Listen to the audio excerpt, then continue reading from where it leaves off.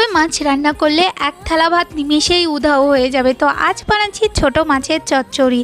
তো প্রথমে আমি এখানে মাছ নিয়ে নিয়েছি, এরপর আমি ওর মধ্যে পরিমাণ মতো লবণ আর হলুদ দিয়ে মাছটাকে ভালো করে মাখিয়ে নেবো। তোমরা যে কোনো ছোটো মাছ দিয়ে এটা বানিয়ে নিতে পারো। এরপর আমি কড়াইয়ের মধ্যে তেল দিয়ে তেলটা গরম হলে ওর মধ্যে আমি মাছগুলোকে দিয়ে দেবো। তারপর মাছগুলোর একটা সাইড যখন ভালো মতন ভাজা হয়ে যাবে তখন মাছগুলোকে উল্টে মাছের অপর সাইডটাও ভালো করে ভেজে তারপর মাছটাকে তুলে নিতে হবে। এরপর আমি কড়াইয়ের মধ্যে দিয়ে দেবো অল্প একটু কালো জিরে ফোড়ন, তারপর ওর মধ্যে দিয়ে দেবো সমস্ত সবজিগুলো।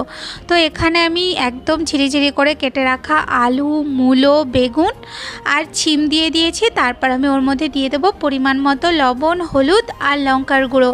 এরপর ভালো করে নাড়িয়ে ছাড়িয়ে একটু ভেজে নিতে হবে। তারপর ওর মধ্যে দিয়ে দেবো আমি বেশ খানিকটা পেঁয়াজ কুচি, দিয়ে দেবো ওর মধ্যে লঙ্কা কুচি, আর আমি ওর মধ্যে দিয়ে দেবো টমেটো কুচি। তো এখানে আমি কাঁচা টমেটো আর পাকা টমেটো একটা একটা করে দিয়েছি। এরপর নাড়িয়ে ছাড়িয়ে ঢাকা দিয়ে এটাকে একটু মজতে দিতে হবে। সবজিগুলো একটু মজে গেলে তারপর ওর মধ্যে ভেজে রাখা মাছগুলো দিয়ে ওর মধ্যে দিয়ে দেবো বেশ খানিকটা ধনেপাতা কুচি।